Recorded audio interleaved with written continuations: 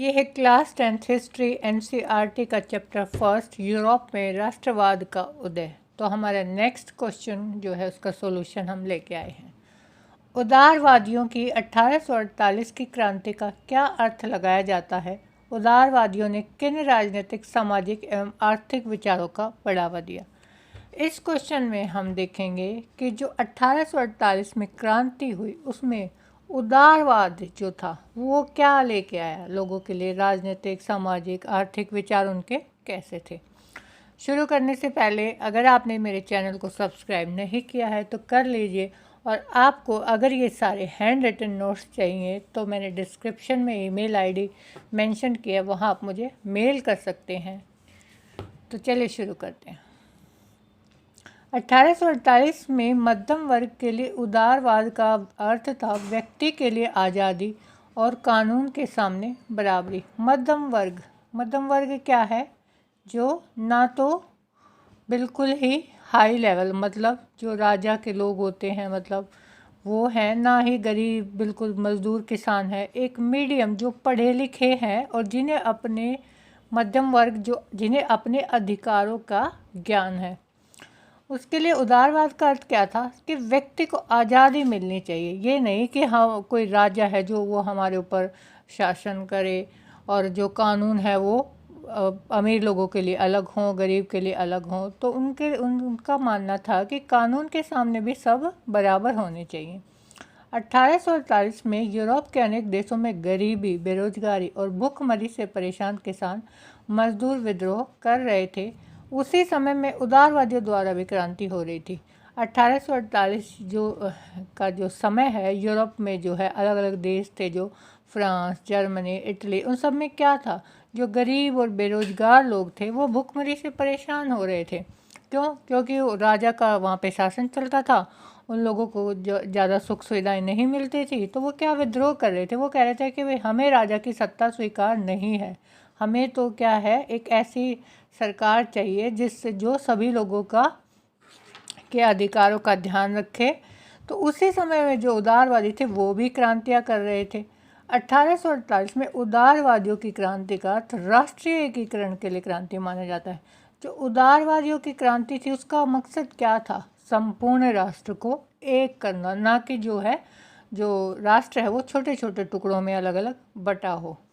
उन्होंने 1848 की क्रांति में एक राष्ट्र राज्य की मांग को आगे बढ़ाया। उन्होंने क्या कहा कि संपूर्ण राष्ट्र जो है वो एक राज्य होना चाहिए। हमें जो है छोटे छोटे जो है ये शासक जो है अलग अलग जो प्रांत हैं उनमें अलग अलग राज्य जो है अपनी हुकूमत चला रहे हैं, ये सब हमें नहीं चाहिए। अब हमें जो है एक राष्ट्र चाहिए। यह राष्ट्र राज्य संविधान, प्रेस की स्वतंत्रता, संगठन बनाने की आज़ादी आदि सिद्धांतों पर आधारित था। ये उदारवादी क्या चाह रहे थे कि हमारे राष्ट्र का एक संविधान हो जिसमें जो है सभी को बराबर अधिकार, सम्मान अधिकार मिले। प्रेस की स्वतंत्रता, प्रेस मतलब मीडिया, ये ना हो कि एक जो है गरीब है उसके अधिकारों का हनन हो रहा है और जो है किसी को उसके बारे में बोलने का अधिकार ही ना हो। तो प्रेस की स्वतंत्रता भी जो है वो चाहते थे। संगठन बनाने, वो चाहते थे कि हम अपनी मर्जी से संगठन भी बना सकें। क्यों? संगठन क्या करते हैं? संगठन ही तो हैं जो सरकार पर जो है वो अपना दबाव बनाते हैं और सरकार उनके दबाव में आकर फिर कोई भी गलत काम करने से बचती है। सरकार को पता है कि संगठन है, अगर हम कुछ गलत करेंगे वो, या राजा को पता है कि कुछ भी गलत करेगा तो वो जो है संगठन उसका विरोध करेगा। तो उदारवादी इन सारी बातों का जो है वो फेवर करते थे कि भाई हमें हमारा संविधान हो, प्रेस की स्वतंत्रता हो, हमें संगठन बनाने का अधिकार हो। उदारवादियों द्वारा इस क्रांति के दौरान निम्नलिखित विचारों पर बढ़ावा दिया गया। उन्होंने कौन कौन से विचार दिए? पहला है राजनीतिक विचार। राजनीतिक रूप से उदारवाद एक ऐसी सरकार पर जोर देता था जो सहमति पर बना हो। क्या चाहते थे जो है उदारवादी? वो ये चाहते थे कि सबको, जैसे हम अपना वोट देते हैं, अपनी सरकार चुनते हैं, वो कैसी सरकार होती है लोकतंत्र में? वो सहमति पर बनी है। वो किसी एक व्यक्ति के चाहने से सरकार नहीं बन जाती कि एक व्यक्ति ने चाहा कि भाई कांग्रेस की सरकार आ जाए, दूसरा चाह रहा है बीजेपी की सरकार। ऐसा नहीं है। ये हम जो है सर्वसम्मति से अपनी सरकार बनाते हैं। इसी तरह उदारवादी क्या चाहते थे कि सहमति पर सरकार बननी चाहिए। फ्रांसीसी क्रांति के बाद उदारवाद निरंकुश शासन के खिलाफ था। निरंकुश का क्या मतलब होता है? बिना अंकुश। जो निरंकुश शासक है वो क्या करता है? वो अपनी मर्जी चलाता है, उसका जो मन करे वो करे। क्यों? क्योंकि भाई वो निरंकुश है, उसके ऊपर किसी का अंकुश नहीं है, किसी का दबाव नहीं है। तो उदारवादी चाहते थे कि निरंकुश शासन के खिलाफ हैं हम, हमें किसी एक व्यक्ति की सत्ता स्वीकार नहीं है, बल्कि सहमति पर बनी हुई सरकार चाहिए जो हमारे अधिकारों का ध्यान रखे। उन्होंने पादरी वर्ग के विशेष अधिकारों की समाप्ति पर बल दिया। उस समय पे यूरोप में क्या था कि जो पादरी वर्ग था उसको स्पेशल कुछ राइट्स मिले हुए थे, विशेष अधिकार थे। तो उदारवादी कहते थे कि क्यों भाई पादरी वर्ग को इतने स्पेशल अधिकार क्यों हैं? सब अधिकार तो सबको समान मिलने चाहिए, तो उनकी समाप्ति भी चाहते थे। उदारवादियों ने संसदीय प्रतिनिधि सरकार का समर्थन किया। वो चाहते थे एक संसद जो के रूप में जो है हम एक सरकार को समर्थन करते हैं जो सबकी सहमति से बनेगी। उनके अनुसार मत देने का अधिकार केवल संपत्ति वाले पुरुषों को ही नहीं बल्कि महिलाओं और संपत्ति विहीन पुरुषों को भी होना चाहिए। उदारवादी कहते थे कि भाई जिनके पास पैसा है वो ही क्यों वोट दे, जिनके पास पैसा नहीं है या फिर जो फीमेल हैं, लेडीज़ हैं, उनको भी तो वोटिंग राइट्स होना चाहिए। उन्होंने प्रेस की स्वतंत्रता और संगठन बनाने की आज़ादी आदि बातों का समर्थन किया है। वही है कि वो जो है मीडिया की स्वतंत्रता चाहते थे कि भाई ताकि कहीं पे कुछ गलत हो तो हम आवाज़ उठा सकें, ताकि लोगों तक अपनी आवाज़ पहुंचा सकें कि भाई यहाँ पे कुछ गलत हो रहा है। सामाजिक विचार। उदारवादियों ने नारीवाद के विचार को बढ़ावा दिया है। नारीवाद मतलब महिलाओं के अधिकारों और हितों को बढ़ावा देना।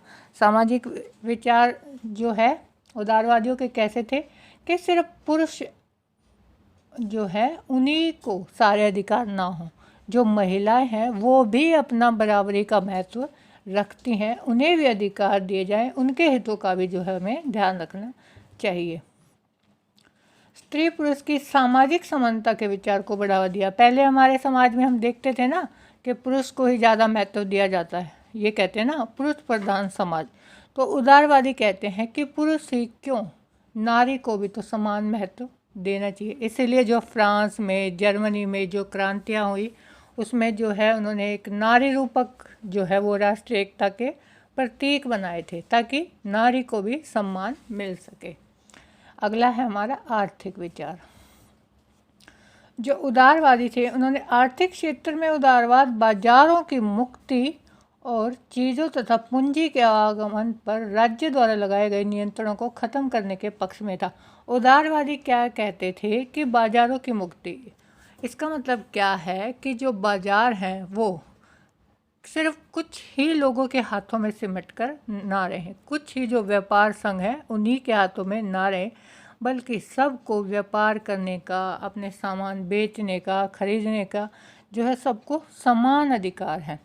इसलिए फ्रांस में, जर्मनी में जो है जब क्रांतियाँ हुई तो उसमें यही तो था कि भाई जो बाज़ार है वो सबके लिए उपलब्ध होना चाहिए।